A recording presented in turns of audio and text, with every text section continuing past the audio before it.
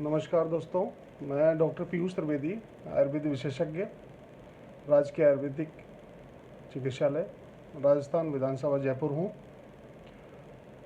थोड़ा कोरोना पे चर्चा कर लें।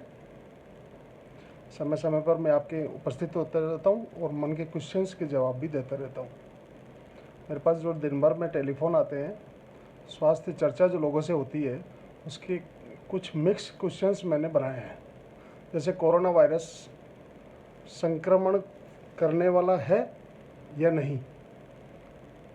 कोरोना वायरस संक्रमण करने वाली बीमारी है और ये संक्रमण के जरिए ये वायरस फैलता है। जी हाँ, संक्रमण करने वाला रोग है। छींकने से, खांसने से, थूकने से, हाथ मिलाने से आदि, और जितने भी संपर्क में होते हैं अपन, उससे वायरस पहुंचता है। क्योंकि वायरस आपके टच होने के बाद, जैसे आपका हाथ जहाँ टच हुआ है, उसके साथ साथ वायरस का संक्रमण साथ हो लेता है और जिसके भी संपर्क में आप हाथ मिलाते हो या टच करते हो, जिस वस्तु को टच करते हो, वो वहाँ फैल जाता है, प्रसारित हो जाता है। दूसरा क्वेश्चन लोगों ने मेरे से पूछा, क्या कोरोना संक्रमित व्यक्ति से हाथ मिलाना चाहिए? जी नहीं। मैंने कहा जी नहीं। भारतीय संस्कृति का हमें उपयोग लेना चाहिए, यानी कि अभिवादन करना, नमस्ते करना, दूर से ही प्रणाम करना। प्रणाम करना सर्वश्रेष्ठ है और विश्व के प्रत्येक देश इस भारतीय संस्कृति को अपना रहे हैं। ये हमारे लिए गौरव की बात है। तीसरा क्वेश्चन लोगों ने मेरे से पूछा, एक ऐसे स्थान पर जाते वक्त जिस स्थान से कोरोना संक्रमित मरीज गुजरा है, क्या वहाँ जाना उचित है उस रास्ते में?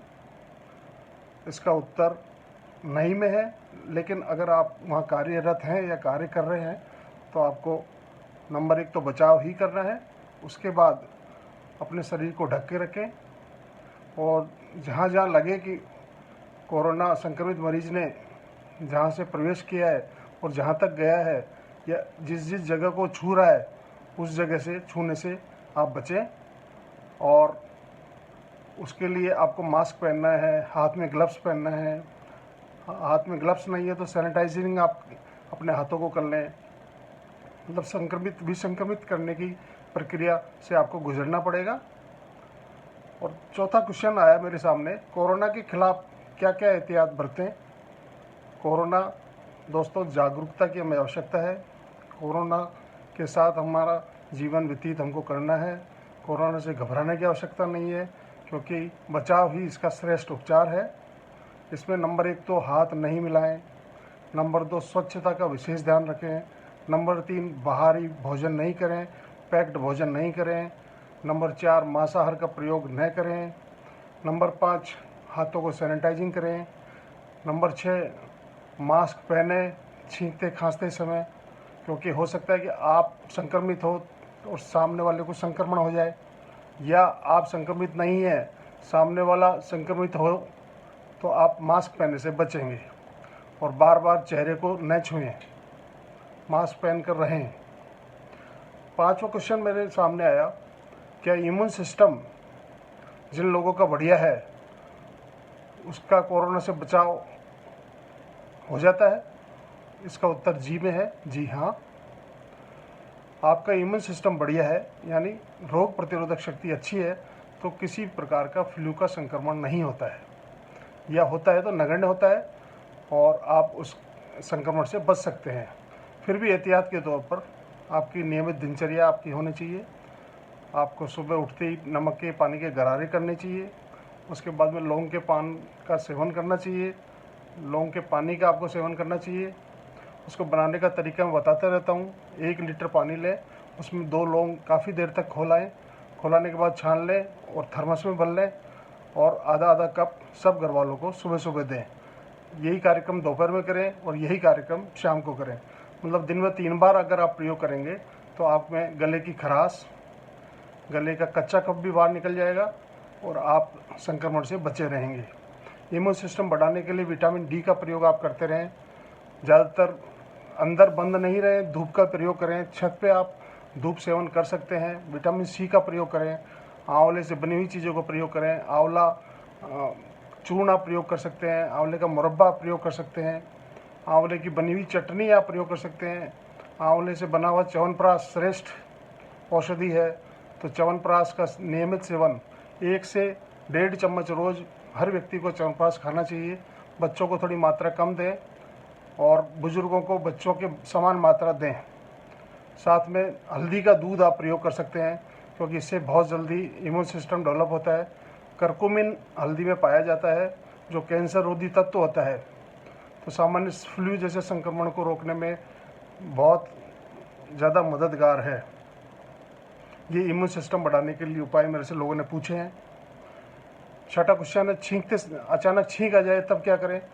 अचानक छींक आ जाए तो आप हाथ में रुमाल, आप खुद की हथेली या साइड से आप ऐसे करके छींक सकते हैं, साइड से मुंह करके छींक सकते हैं। लेकिन अगर आप मास्क पहने रहेंगे और छींक आ भी जाती है तो सामने वाले का बचाव होगा, आपका भी बचाव होगा। इसलिए छींकते समय विशेष रूप से बहुत तेज़ी से आपको अंदर से छींकने की आवश्यकता नहीं है, फिर भी उसको रोकने का प्रयास नहीं करें और तुरंत अपनी हथेली तो लगा ही सकते हैं, नहीं तो आप बगल से छींक सकते हैं, खांस सकते हैं। ये आपको ध्यान रखना है। इस समय हमारे लिए क्या क्या ज़रूरी है। एक सामान्य क्वेश्चन है, कोरोना संक्रमण काल से हम गुजर रहे हैं तो हम क्या करें। दोस्तों, कोरोना संक्रमण से पूरा विश्व परेशान है और हमारी सरकार, चाहे केंद्र सरकार है चाहे राज्य सरकार है, वो बहुत अच्छे कदम उठा रही है और सबसे बढ़िया उन्होंने लॉकडाउन किया है, वो धन्यवाद के पात्र हैं। घर में ही आपको रहना है और घर में ही आपको अपना बचाव कर सकते हैं, इससे बढ़िया कोई चीज़ नहीं है।